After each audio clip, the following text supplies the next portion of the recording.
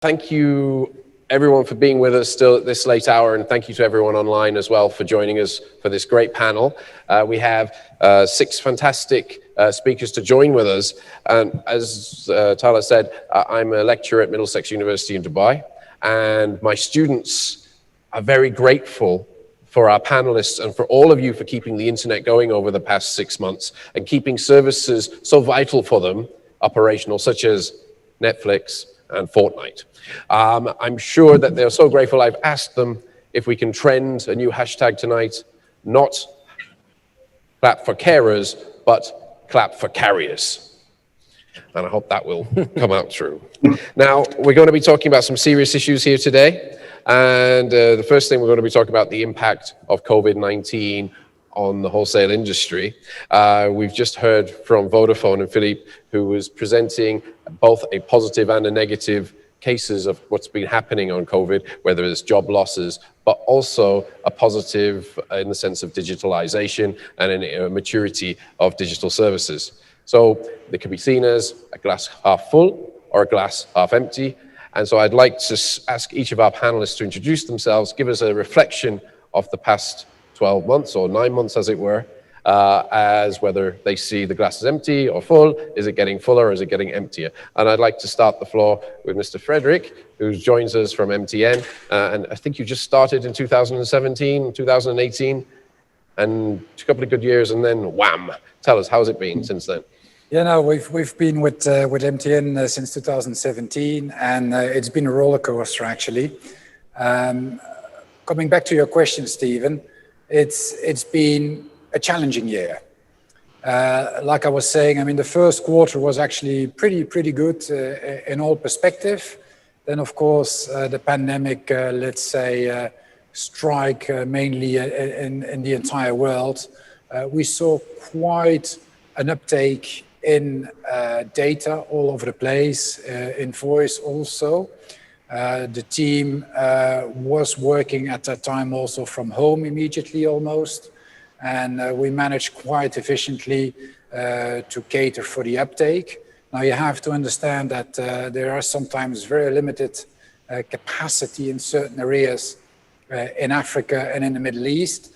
However, I think all our subscribers were well kept with the lights on, except for the power outages once in a while, which is of course a pretty common aspect in certain regions on the continent in Africa.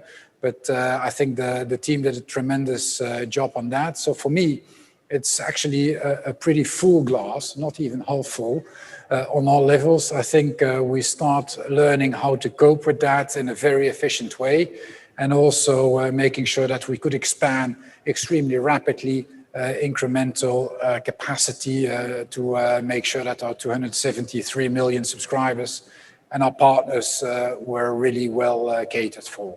Brilliant. And Mr. Vineet from Tata, you've been in the industry for 25 years. Anything like this before, or how have you managed to cope? I think to answer your point, it's a glass half full or half empty. I would say it's actually none. So I kind of agree with Frederick as well. It's been a year of a lot of learning, actually, if you ask me. Nobody had ever predicted that, this kind of a thing will strike any of us, any of the industries. It was, across all industries, all segments of the industries were affected. Some affected in a positive way, some were badly affected negatively, like aviation, for example, people losing jobs and, the flights are not, and hospitality as well. Whereas there were certain other sectors, and as communication providers, let me not say we are a wholesale provider or we are a consumer provider. As communications provider, we had our own challenges. One, obviously, to first quickly transform ourselves into a work from home environment, and then keep, continue to serve our customers, keep the networks alive, keep the schools, colleges running. It's all internet based. Mm-hmm. You may like it or not, but it's all internet based. It has to be up and running. It has to be 24/7. And, of course, a few power outages here and there, few cable cuts here and there. But the network had to be kept alive, whether it was, Etisalat doing it here in UAE, or MTN doing it Pan-Africa, or Tata Communications doing it in India across, or, serving our wholesale customers as well. Brilliant, thank you very much. And now we move online to Singapore, to Imran from SES Networks. Now, we've talked about reliability of networks, and SES is a satellite provider, and that's generally a technology that we look for in these kind of extreme situations. So Imran, a good year for you this year? Well, I think for us, it's been a mixed year. We provide services to quite a few customers from different segments. So some segments are definitely feeling the pinch. So Vineet mentioned aviation. So for us, aero, cruise, and business jet has performed quite poorly. And it's no secret that pretty much all of the airlines are grounded. There's not much travel going on.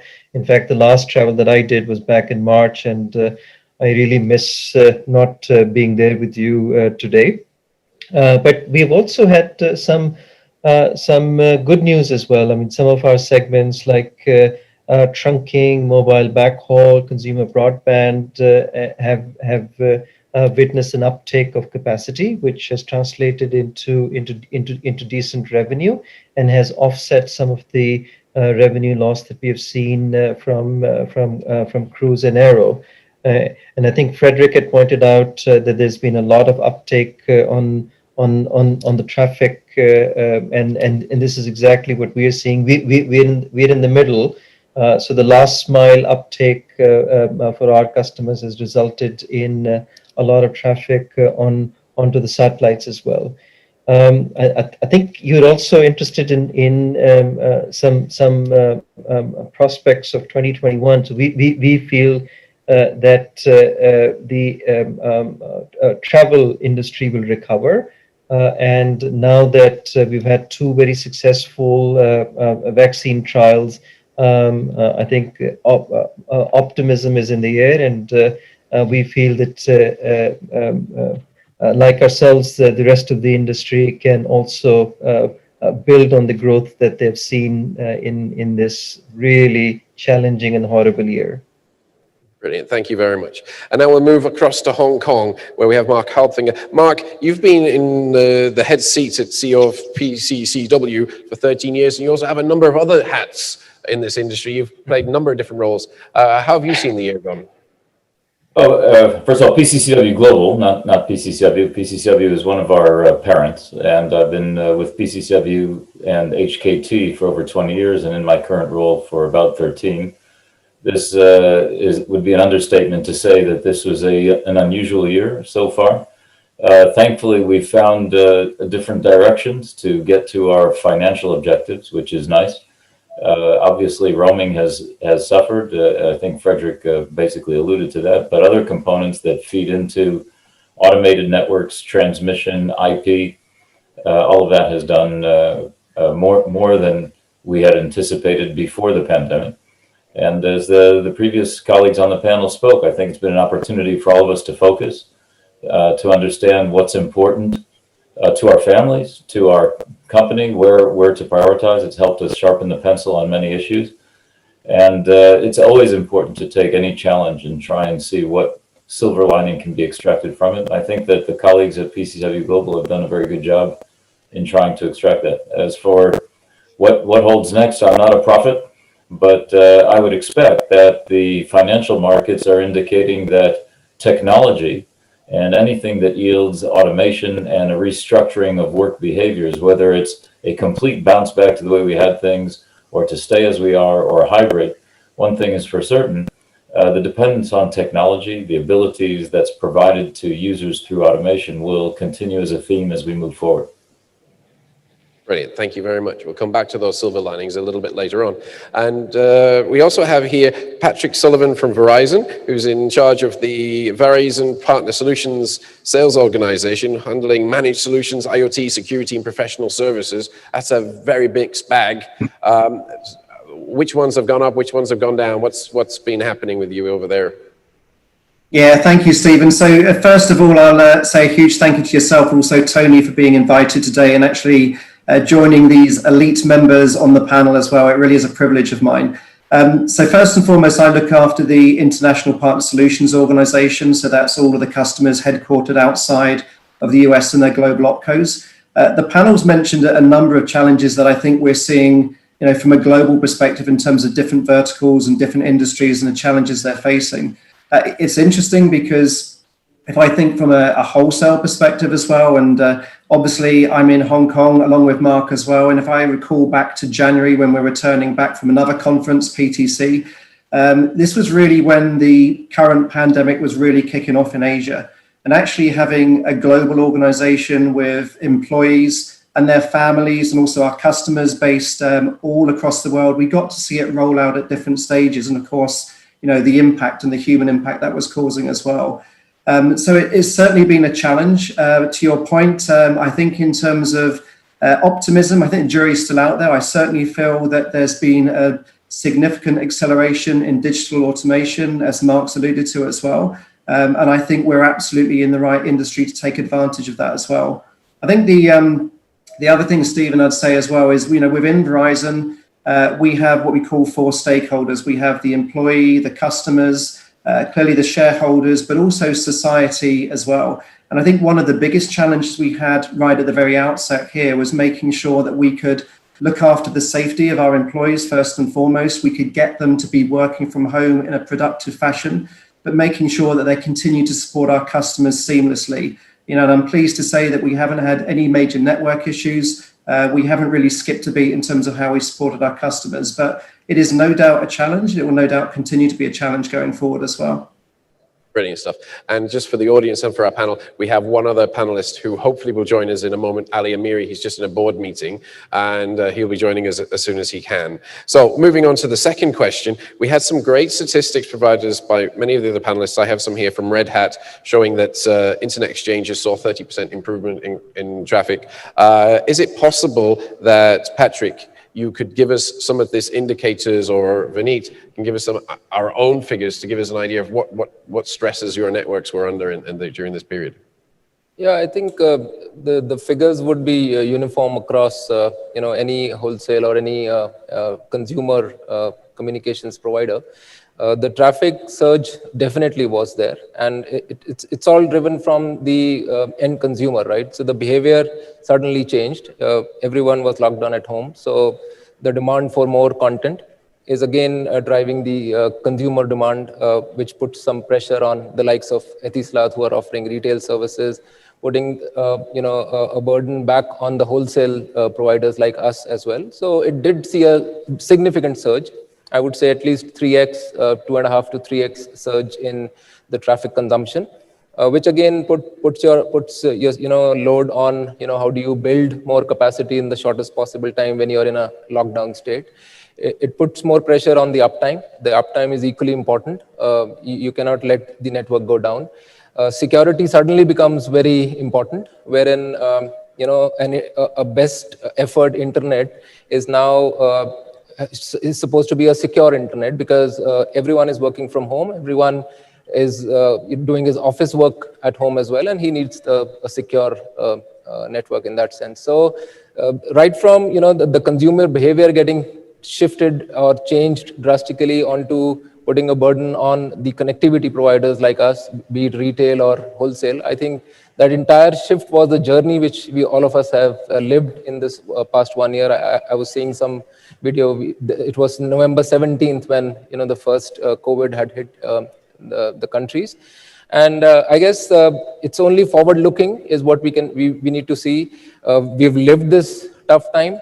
How do we adapt to the new normal is something which all of us have to gear up ourselves up, because we may or may not get another pandemic, but the new normal has definitely shifted, and it's a paradigm shift which we have to adapt to. Paradigm shift, 2.5 times and 3.5 times growth in this part of the world is one thing, but over in Hong Kong, Patrick, I'm assuming that would be even greater problem. What have you seen over there? Yeah, well, actually, Stephen, I'll talk to the US perspective, and to Vineet's point as well. When we look at the traffic increases, it's probably of that magnitude 2 to 3 times. Just for reference, if you think in the US, they have a major spike every year because of Mother's Day. It's when traffic goes up 2 to 3 times for good reasons, because obviously everyone's looking to try and contact the most important person in their life, if you like. So to give you kind of a scale for that, we're actually seeing that kind of traffic on a regular basis now. And in fact, it's almost become a common saying that it's like Mother's Day every day at the moment in terms of our network. When we first saw the dynamics changing in terms of the travel restrictions that were implemented, obviously people moving to work from home environment as well. On the back of that, we saw a huge surge in terms of conferencing traffic and making sure we support our customers for that. I think also we've seen probably maybe not 3 times, I would suggest maybe sort of 1 time or something like that in terms of the international IDD traffic as well on certain locations. So certain locations where traditionally we would have seen a lot of roaming traffic, clearly that roaming traffic had been declining, but to a large extent that's been offset with international outbound traffic as well. And I think the other things I would call out is we've seen major increases in the requirements for high bandwidth in the US as well, major increases candidly.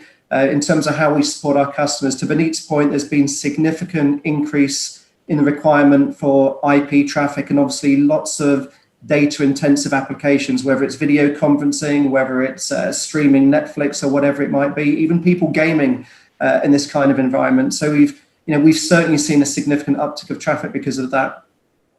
Brilliant. And I just want to take us over to Mark. Kamal Shahadi was talking about how the governments have played their role in opening access to spectrum because of the growth. What's been the government's or the regulators' role in the wholesale market? Has there been any support, or what's your viewpoint in here? You're speaking to me about spectrum allocation and the regulator? Not spectrum. No. We had discussions over the weekend where you were saying how the industry has come together. Well, the industry has come together. I think in terms of spectrum allocation, thankfully in Hong Kong, the government has released a good amount for 5G and now looking at additional spectrum releases that will be quite valuable in the domestic layer. For those who paid attention also to my dear friend and colleague from Intelsat in the previous session, he alluded to the fact that LEO integration will be quite interesting, particularly in reducing latency, which will be of value ultimately. I think that one thing that COVID-19 has helped facilitate is an understanding that regulators and all of the different components of infrastructure in the ICT ecosystem need to find ways to coexist, to collaborate.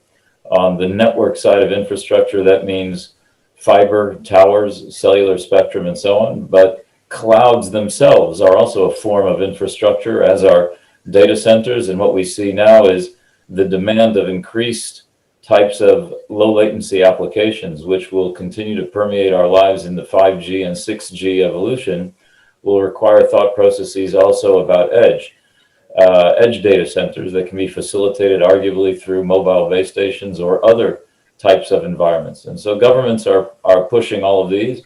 I think that you have to go country by country in order to assess where the spectrum allocations, which is a direct answer to your question, are being managed in different ways. In Hong Kong, I think that we're quite pleased with what the regulator has chosen to do and how they've organized information and spectrum availability in a very, very condensed geographic area.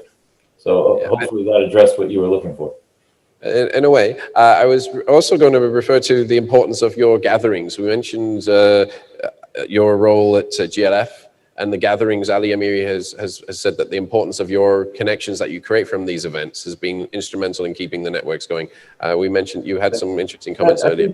I think that's a fair message. I wasn't aware that Ali had said that, but that I'm no longer the chair of the GLF, but Frederick, myself, and Mr. Amiri were all members today of the Global Leaders Forum, and there's no doubt that the informal relationship amongst service providers who at times would normally be seen as competitors to sit around the table, and by the way, with antitrust lawyers in the room to make sure that we don't violate any rules or anything like that, are able to both formally and informally create a rule basis for interoperability. And I think that's what you were looking for, is that word, because to be frank, there are no rules in the world about the specifics of international connectivity. There are some guidelines that have been created over the last 150 years in various forms, But quite honestly, interoperability is based on the desire of service providers to work with one another and to provide ubiquitous service end to end from one geographic environment to another, from one functional environment to another. And in that regard, the informal structures that exist through environments like the GLF and like the what's hosted here by Telecom Review with what Tony has helped facilitate over the years here in Dubai is critical. This personal interaction and his willingness now to do some sort of hybrid environment of personal and virtual is quite critical to help maintain the relationships that help facilitate interoperability and the larger ICT community. So this human infrastructure has been as important as the physical infrastructure as well. Thank you very much. We're going to move on to a topic which has come up many times today, the digital divide. And again, our colleague from Vodafone, he made an indication that you all have such great power right now, or we've always had the great power in terms of telecoms, but you now also have great responsibility to keep the society moving. I'd like to start going back to Singapore and to satellites again, Imran. Could you tell us how satellite could potentially bridge the digital divide if we're going to underdeveloped areas or metro areas? First of all, thanks for bringing the metro areas in the same sentence as the rural areas, because there's a general idea about satellites that satellites are only good for the rural areas. We can bring the same amount of value to the metro areas in terms of the digital divide. And I just wanted to share with you some of the examples. So in the Pacific Island nations, for instance, in landlocked countries in Africa, as well as in Latin America, we've been able to provide high throughput, low latency connectivity to nations as the primary medium, and since using our medium Earth orbit constellation, we take care of the latency issues. We are as good as long haul fiber. And during this COVID-19 period, this connectivity has been the lifeline of these nations, and wherever possible, we've been able to upgrade it. And we've been very flexible and creative in making sure that the needs are met during this time. And as Mark would know, he's a very good customer of ours. The economics of the satellites are such that you have to have some rigid contracts with very long-term durations. But during this period, we have changed the rules quite a bit. We've been very, very flexible. The geostationary satellites are ideal for bridging the digital divide. SES and like the other satellite operators have been very active in rolling out and assisting countries to roll out networks to take care of digital divides. One example is Indonesia. And a huge network was rolled out last year. They're now already on phase 2, even with COVID. Colombia has been at the forefront, where they've been using our satellites for digital inclusion projects. So all in all, satellites can speed up and can help fast track the digital inclusion projects. Brilliant, thank you very much. We've also talked about data a lot today, and last night I was on a webinar with the ODI, and they made an analogy where in the past, young people needed to go to school on buses and school buses, and they said that today that broadband is the equivalent of school buses. So I hope you don't mind. I'm going to pass it over to bus driver of Route 1145, Frederick. If you could tell us, what have you been doing in Africa over this period to try and help your customers and in the wider footprint that you have? Yeah, I think we switched on quite rapidly a program which was called Yellow Hope. And it was, all our markets were participating under the same framework, where we certainly enhanced everything which was going to educational or schools, where we zero rated actually in most of our markets the traffic or the IP, the data towards these websites to go to the school websites or to specific platforms for educational purposes.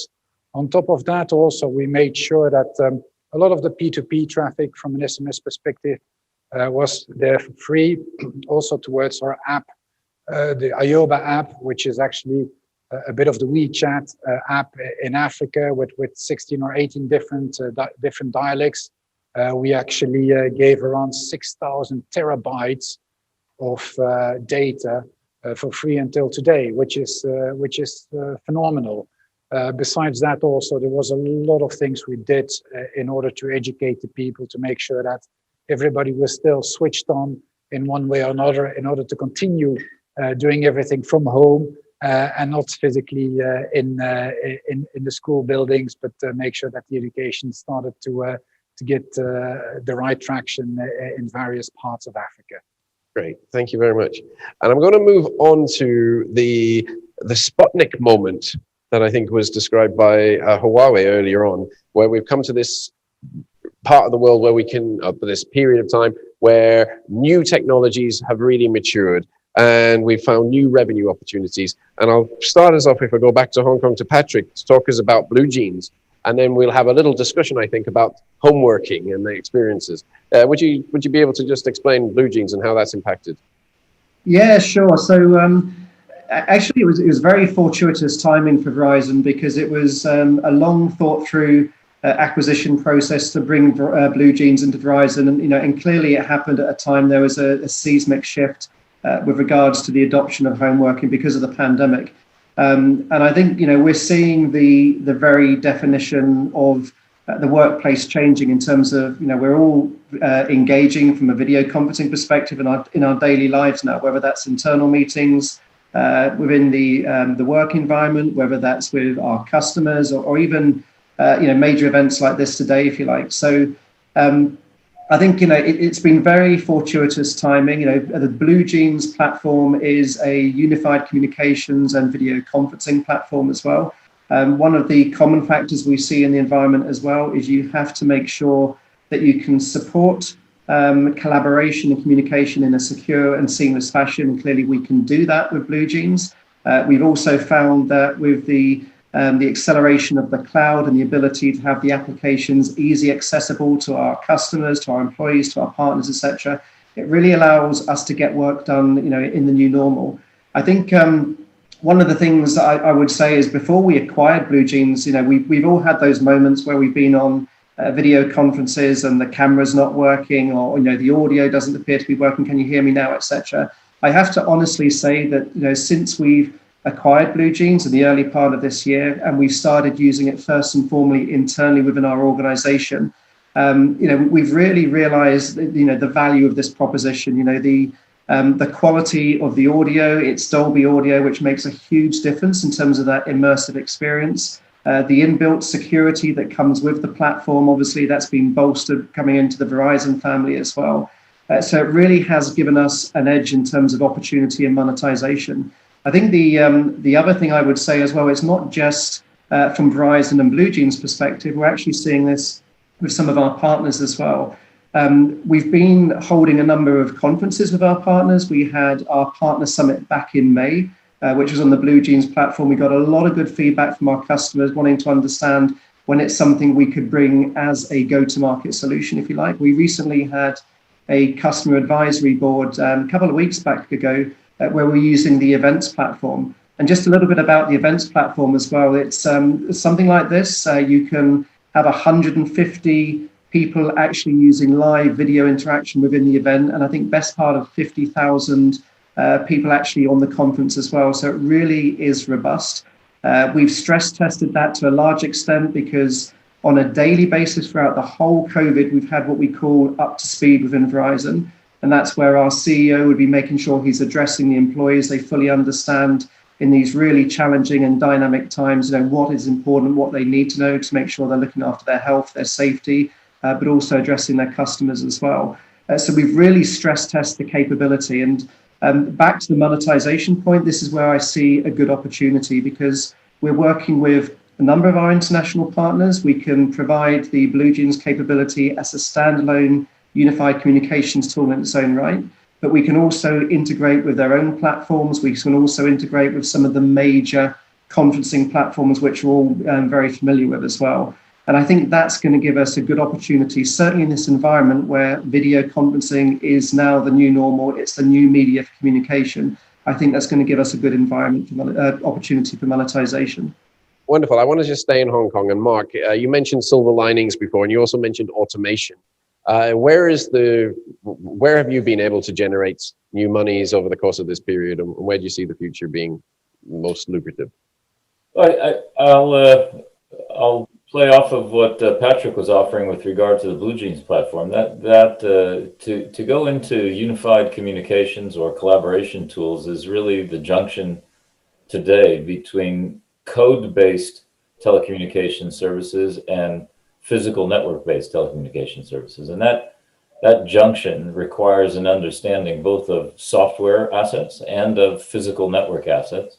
And it requires companies in our space, in the ICT world, to really understand both where they intersect and how that intersection needs to deliver value to end users. End users today are increasingly, whether they be consumer or enterprise or even wholesale, are looking for commercial models that are based more on on-demand behavior.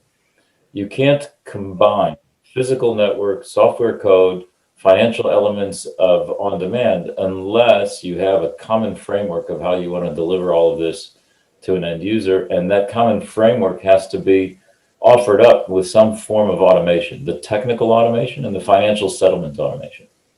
And in that regard, our acquisition about 3 years ago of Console Connect has helped us position exactly at that point of fabric-based automation, which allows us to create a seamless interconnect between and among different infrastructures, networks, clouds, data centers, and the underlying driver of value on all of those, which are the applications. And so in that regard, our work with Console Connect, the development of our code-based capabilities in facilitating automation of the technical interface, as well as the financial settlement component, both to the back-end supply chain as well as downstream to the end user, has allowed us to see some tremendous growth. Actually, we're tracking growth now week on week and how customers self-provision. And we have hundreds of ports now each week being self-provisioned on our network, which is something we would have never considered 2-3 years ago. Quite exciting to see. Brilliant. Well, thank you very much. We're coming close to the end of our time, and I wanted to finish with a very positive note from everybody. And so I'd ask if you have a positive message for 2021 or a macro prediction moving forward, and I'll start again on the stage if that's all right. I'll start with Vineet. Would you like to share, what do you think is going to be the positive message that we look forward to in January the 1st going forwards? I think, as I mentioned earlier, the past is past. We already had a bad 1 year, if you so to say.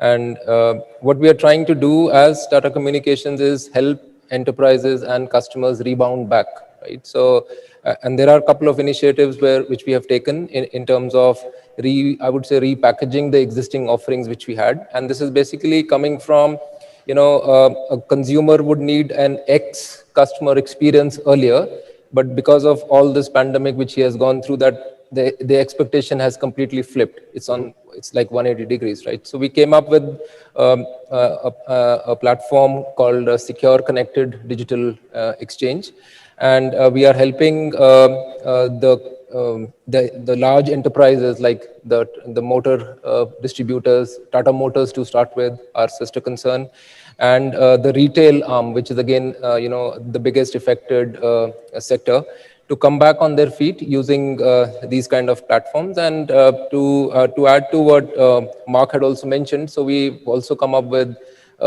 it's a platform called Optimus, which also helps us do self-provisioning, do cost optimization within our own network as well, and offer a seamless experience to the customer. Great. So we're looking at business market resurgence. It has to rebound back, and we are confident that this will rebound back in a very short time. Brilliant stuff. Frederick, Yeah, no, I think the world had a bit of a wake-up call on all levels, and I think we'll have to live for a longer time with pandemics.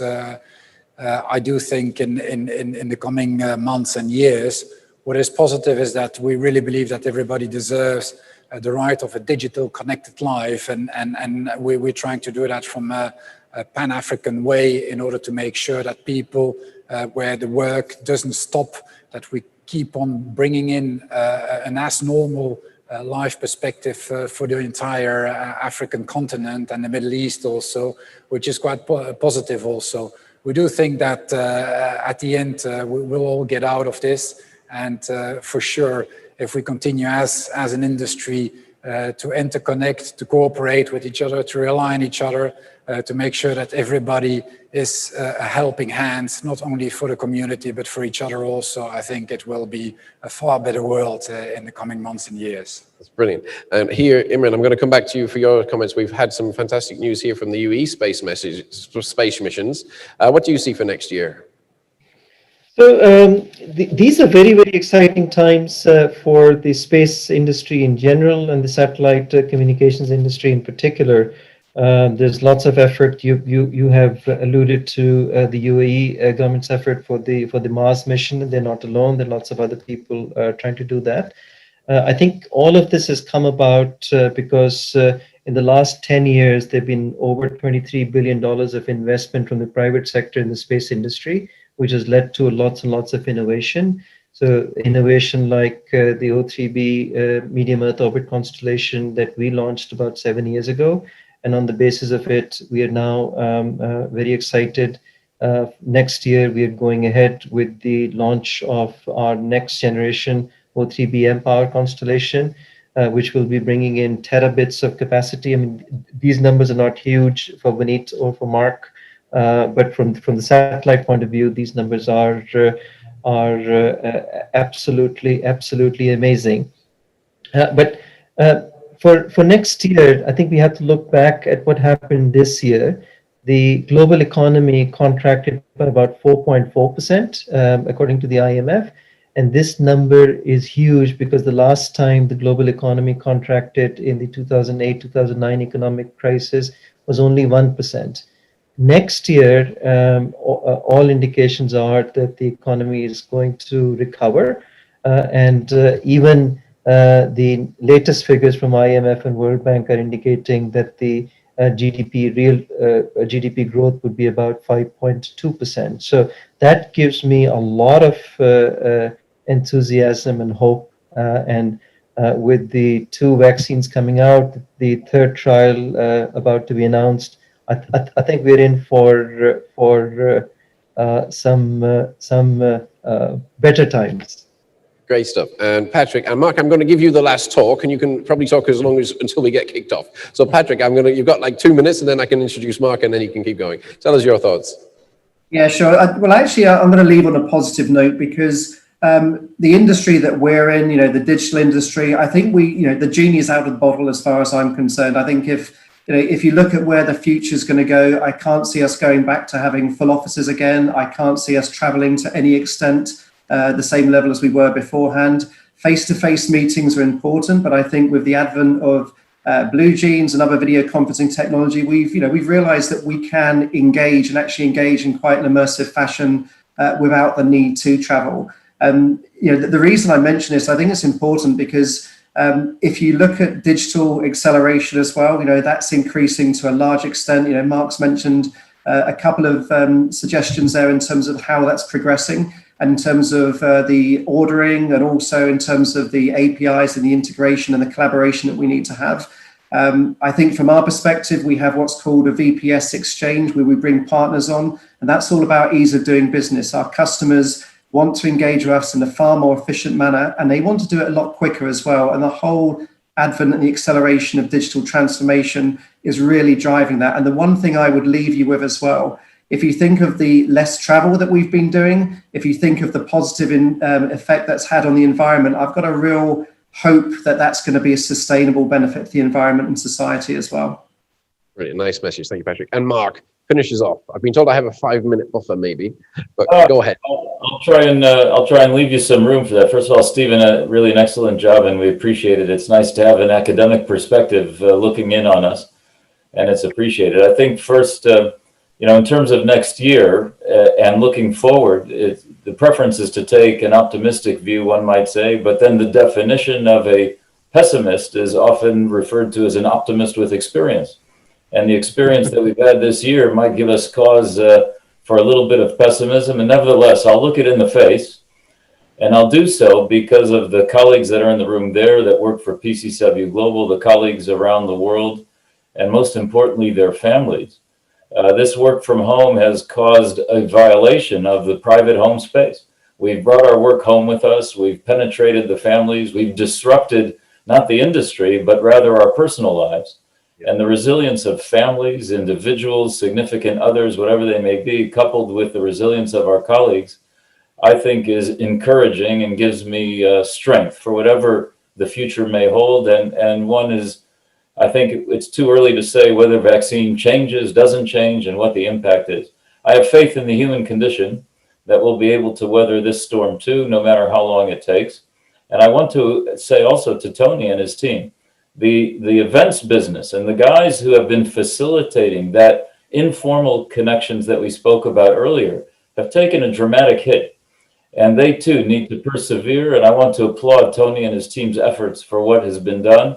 Without them, we wouldn't have these platforms to help facilitate these communications. So despite the experience, I'm an optimist.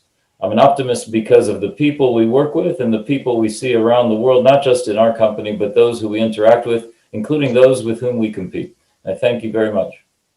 Thank you all very much. And if everyone could please give me a clap for these carriers. Thank you.